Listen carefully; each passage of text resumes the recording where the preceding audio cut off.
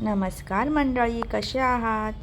चला आज आपण काळ्या चण्याची चमचमीत अशी रस्सेदार भाजी बनवूया। ह्यासाठी आपण ओला नारळ, लसणाच्या पाकळ्या, कोथिंबीर, 2 मिरच्या, कढीपत्ता आणि आलं घेतलेलं आहे। हे सगळं आपण मिक्सरच्या भांड्यामध्ये घेऊया आणि छान असं त्याचं वाटण करूया।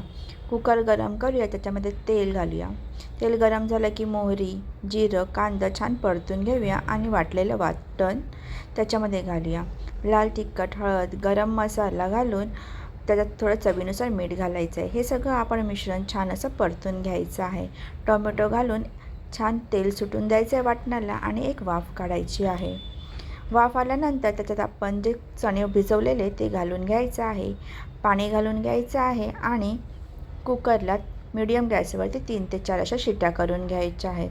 कोथिंबीर घालून भाजी ढवळून घ्यायची आहे। कशी वाटली भाजी नक्की सांगा।